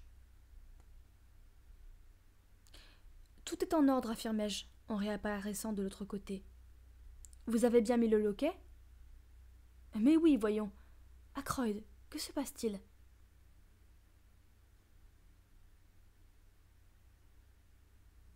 Il n'a pas baissé les rideaux, ni les vitres. Le panneau supérieur était ouvert. Parker venait de refermer la porte derrière lui, sans quoi je n'aurais jamais posé cette question. Ackroyd n'en resta pas moins un bon moment silencieux avant de répondre. 1 minute exactement. « Je viens d'en faire, dit-il d'une voix lente. Non, oubliez ces maudits cachets, je n'en parlais que pour Parker. Les domestiques sont si curieux. Venez ici et asseyez-vous. La porte aussi est bien fermée, n'est-ce pas ? Mais oui, rassurez-vous, personne ne peut nous épier. Shepard, personne ne sait ce que j'ai enduré depuis 24 heures. Si jamais homme a vu son univers s'écrouler sur lui, c'est bien moi. Cette histoire de Ralph est la goutte d'eau qui fait déborder le vase. Mais pour l'instant, passons. Le pire, c'est l'autre. L'autre ? Je ne vois aucune solution. Or, il faut que j'en prenne une décision, et vite. Mais que se passe-t-il ? Ackroyd garda le silence pendant 1 minute ou 2, comme s'il lui en coûtait de parler. Quand il commença, ce fut par une question qui me laissa pantois. C'était la dernière chose à laquelle je m'attendais. « Shepard, vous avez soigné Ashley Ferrars durant sa dernière maladie, n'est-ce pas? En effet. Il semblait éprouver encore plus de difficulté à formuler la question suivante. Avez-vous jamais soupçonné l'idée vous a-t-elle seulement effleuré qu'il ait pu être empoisonné? Pendant une bonne minute, ce fut moi qui gardai le silence, puis je me décidai. Après tout, Roger Ackroyd n'était pas Caroline. Je vais vous dire la vérité. Bonsoir, Xeno88. À l'époque, je n'ai pas eu le moindre soupçon. Mais depuis... En fait, c'est une réflexion oiseuse de ma sœur Caroline qui m'a mis cette idée en tête et je n'ai jamais pu la chasser. Mais elle ne repose sur rien, croyez-le bien. Il a bel et bien été empoisonné, affirma Ackroyd. Par qui, m'écriai-je? Par sa femme. Et comment le savez-vous? C'est elle-même qui me l'a avoué. Quand cela? Hier. Mon Dieu, hier. Il me semble que c'était il y a 10 ans. J'attendis, et il reprit au bout d'un instant. Comprenez-moi bien, Shepard. Je vous confie ceci sous le sceau du secret. Cela ne doit pas sortir d'ici. Mais ce fardeau est trop lourd à porter pour moi, et j'ai besoin de vos conseils. Comme je vous le disais, je ne sais plus quoi faire. Et si vous me racontiez toute l'histoire? Il y a encore beaucoup de choses qui m'échappent. Comment Madame Ferrare en est-elle venue à tout vous avouer? Voici les faits. Il y a 3 mois de cela, je lui ai demandé de m'épouser. Elle a refusé. Je suis revenue à la charge, et cette fois elle a dit oui. À condition toutefois que notre décision ne soit pas rendue publique avant la fin de son deuil. Puisque ce délai d'1 an est maintenant révolu, je lui ai rendu visite hier.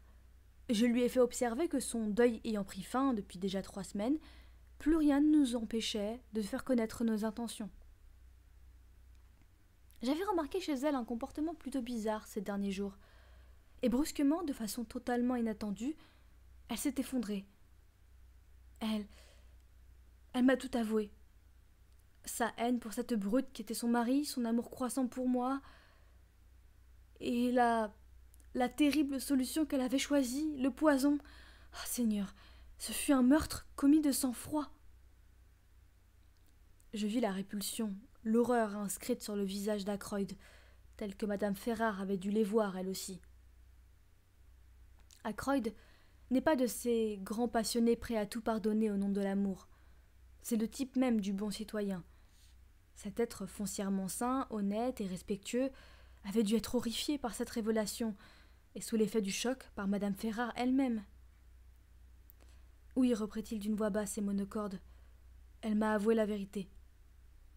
À l'entendre, quelqu'un était au courant de tout depuis le début. Une personne qui a grassement monnayé son silence. Et c'est cette tension nerveuse qu'elle ne pouvait plus supporter. Et qui était cet homme? Soudain, l'image de Ralph Patton et de Madame Ferrare surgit dans ma mémoire. Je les revis tout près l'un de l'autre, leurs têtes se touchant presque, et je connus un moment d'angoisse. Et si... Non, impossible. Ralph m'avait accueilli avec une telle franchise cet après-midi. Non, c'était absurde.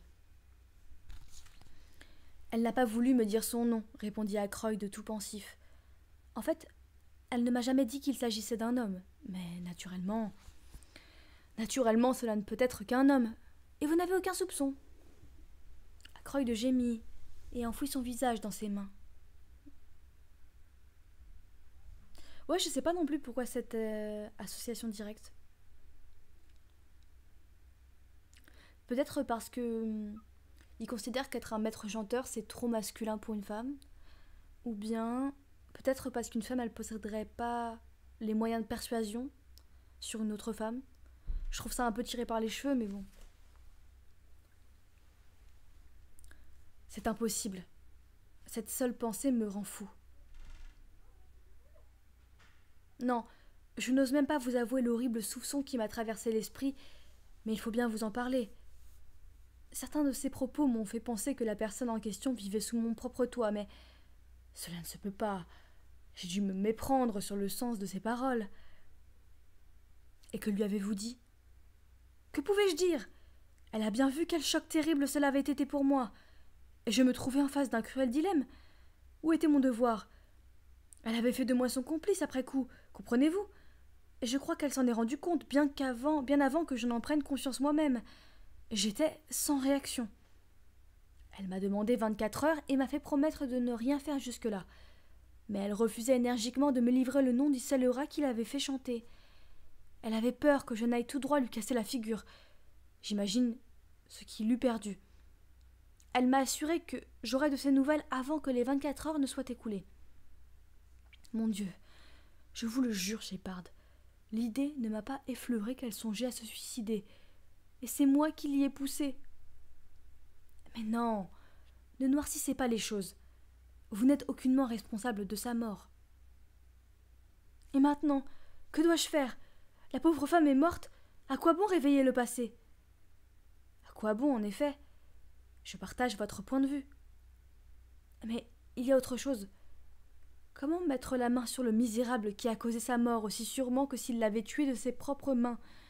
Il savait tout du premier crime et s'est jeté sur sa proie comme un ignoble vautour. Elle a payé sa dette, mais lui, va-t-on le tenir quitte de la sienne? Vous voulez sa tête? Dis-je d'une voix lente.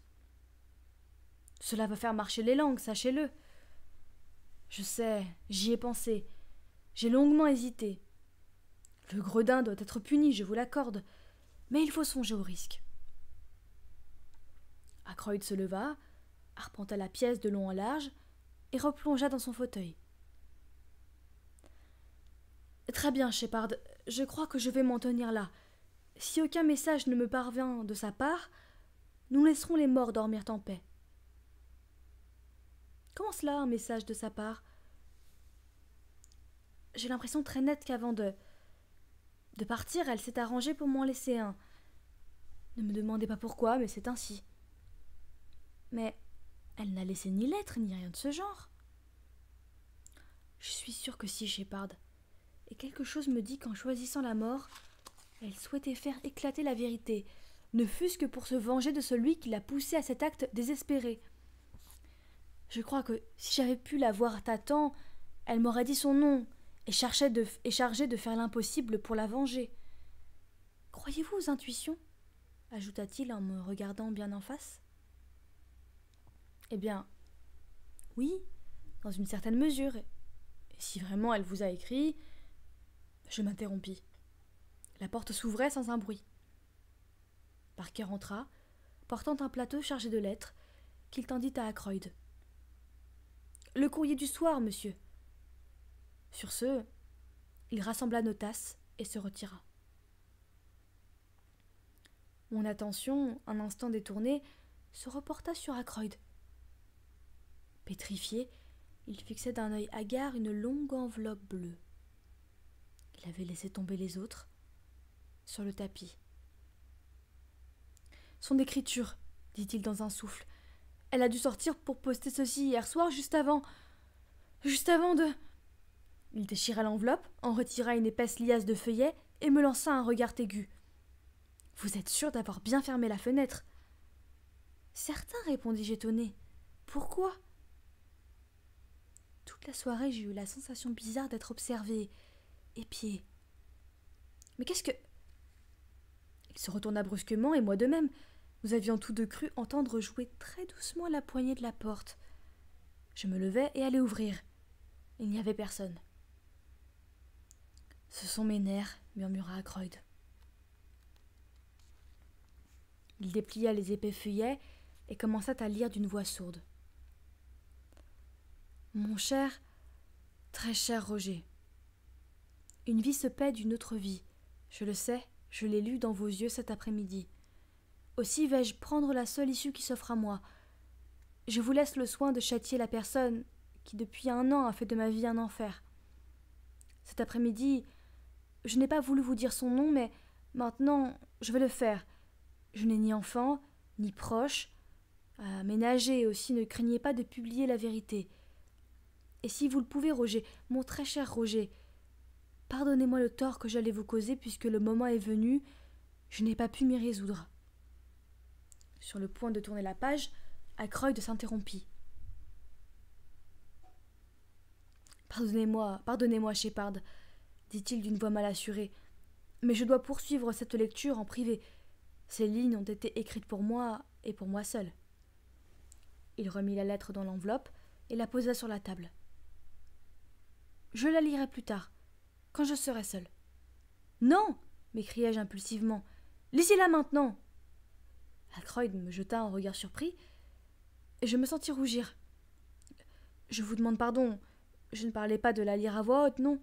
Je voulais dire avant que je parte. »« Non, j'aime mieux attendre. » Mais sans bien savoir pourquoi moi-même, j'incitais de plus belle. « Lisez au moins le nom de cet homme. » Mais Ackroyd est aussi têtu qu'une mule. Plus vous le poussez à agir, et plus il s'y refuse. Tous mes arguments restèrent vains. La lettre lui avait été remise à 20h40. Il ne l'avait toujours pas lue quand je le quittais, à 20h50 exactement. J'hésitais un instant sur le seuil, la main sur la poignée, et me retournais en me demandant si je n'oubliais rien. Non, apparemment. Je n'avais plus rien à faire ici. Résigné, je quittai la pièce et refermai la porte derrière moi. Je sursautai en me retrouvant nez à nez avec Parker. Il parut gêné, ce qui me fit penser qu'il avait fort bien pu écouter à la porte. Quel déplaisant personnage, ce Parker, avec son visage adipeux, bouffi de suffisance. Je lui trouvais décidément l'air chafouin.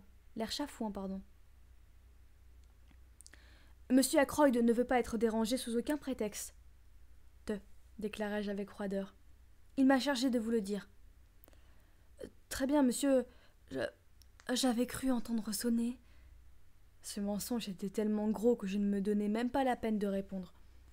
Parker me précédait dans le hall, m'aida à enfiler mon pardessus, et je sortis dans la nuit. La lune s'était cachée, tout semblait plongé dans l'obscurité et le silence. Quand je franchis la grille du parc, l'horloge du clocher égrena 9 coups.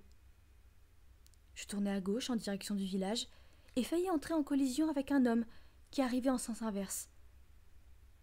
Il s'adressa à moi d'une voix enrouée. « Pardon, monsieur, Fernley Park, c'est bien par là ?» Je le dévisageai. Il avait rabattu son chapeau sur ses yeux et relevé le col de son manteau.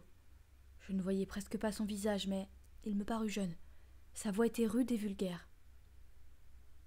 « Vous êtes à la grille du parc, l'informai-je. »« Merci bien, monsieur. » Il s'interrompit et, sans nécessité aucune, ajouta « C'est que je suis pas du coin, voyez-vous. » Il reprit sa route et je me retournai sur lui pour le voir entrer dans le parc. Sa voix me semblait étrangement familière. Elle me rappelait quelqu'un. Mais qui ? 10 minutes plus tard, j'avais regagné mes pénates. Caroline brûlait de savoir pourquoi je rentrais si tôt, et je dus m'exécuter. Je lui fis un compte-rendu légèrement modifié de ma soirée, et j'eus la sensation inconfortable qu'elle n'en était pas dupe. Il n'est pas allé procéder à un accouchement, donc. À 22h, je me levai, bâillai, et proposai que nous allions nous coucher. Caroline m'approuva. Nous étions vendredi, et chaque vendredi soir, je remontais les pendules. Je les remontais donc pendant que Caroline vérifiait si les domestiques avaient bien fermé la porte de la cuisine. Il était 22h15 quand nous nous engageâmes dans l'escalier. À peine étais-je sur le palier que la sonnerie du téléphone retentit dans le vestibule. « C'est Madame Bates !» décréta aussitôt Caroline. « J'en ai peur !» commentai-je d'un ton morose. Je dévalai les marches et décrochai les combinés. « Quoi ? Que dites-vous ? Mais certainement, j'arrive tout de suite. » Je remontai 4 à 4, empoignai ma sacoche et y entassai quelques pansements supplémentaires, tout en criant à Caroline « C'était Parker qui appelait de Fernley. On vient de trouver Roger, assassiné. » Et c'est sur ce chapitre qu'on va s'arrêter pour la première partie de la lecture. Donc on entre enfin dans le vif du sujet avec le meurtre de Roger Ackroyd. J'espère que ça vous a mis dans l'ambiance en tout cas. on a pu voir que tous les protagonistes qui entouraient le mort, étaient plus ou moins suspects, que ce soit la bonne, le domestique qui écoute aux portes, le fils, ou bien encore la cousine. J'avais envie de vous laisser sur un moment de suspense, ménager un peu mon coup. Et ça fait très exactement 1h30 qu'on lit en plus. Donc je me suis dit que c'était le bon moment. On se retrouve vendredi prochain comme d'habitude pour la prochaine lecture. J'ai décalé à samedi cette semaine parce que j'étais malade hier. Je ne pouvais pas lire. Mais pour ceux qui veulent suivre la suite et savoir qu'en est-il de ce meurtre de Roger Ackroyd et savoir qui va enquêter sur ce fameux assassinat. Je trouve aussi que tout est suspect, Camille. Après, la lecture m'a révélé que je me souvenais en fait de l'histoire. Donc je vais essayer de pas trop vous disséminer d'indices parce que j'ai pas envie de vous donner la puce à l'oreille. Tu trouves qu'ils sont tous détestables? Moi j'aime... Ils sont tous un peu désagréables, c'est vrai. Mais peut-être qu'il y a d'autres personnages qui vont venir raviver un peu l'ambiance. Ackroyd était le moins détestable finalement. Ça va beaucoup mieux, merci Camille. Heureusement, sinon j'aurais vraiment pas pu lire parce que j'étais à bout hier. En plus, je suis allée travailler aujourd'hui et j'ai commencé à me sentir mal dans la journée. Je me suis dit que j'allais pas réussir à faire la fin de journée, mais finalement, c'était impeccable. C'est le pire pour toi, Camille, le docteur. Qui n'a pas de nom d'ailleurs. À moins... Ah bah si, c'est dit au début, non? Parce qu'on sait que sa sœur, elle s'appelle Caroline. Il s'appelle James. On le dit au tout début. Je pense que c'était vraiment le... Parce que bon, sa meuf, c'est quand même une meurtrière. Donc là, il y a 2 enjeux dans l'histoire. Il y a le maître chanteur de Madame Ferrar et l'assassinat de Ackroyd. Puisque le meurtre de Monsieur Ferrar a déjà été élucidé, c'est bien Madame Ferrar qui l'a tué, comme nous l'a gentiment dit Caroline au début du récit. Ceux qui connaissent l'histoire, s'il vous plaît, ne spoilez pas. Je vous laisse réfléchir un peu. On peut discuter sur le Discord si vous voulez me faire part de vos idées d'investigation. Je sais que c'est un peu flou pour le moment parce qu'on vient juste de se rentrer dans le décor, mais j'espère que ça va vous faire rêver et vous faire passer pour des détectives Conan pour ce week-end. Je vais vous laisser sur ce. Je vous souhaite une bonne soirée, je vous dis à la semaine prochaine et je vous remercie d'avoir assisté au stream.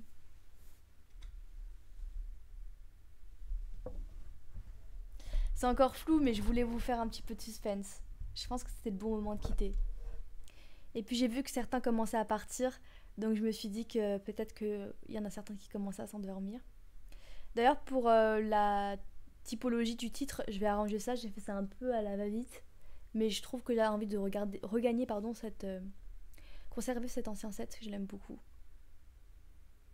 Contente que tu aies apprécié cette ambiance, en plus ça fait longtemps que vous me demandez des polars, etc. Donc je réponds enfin à cette requête.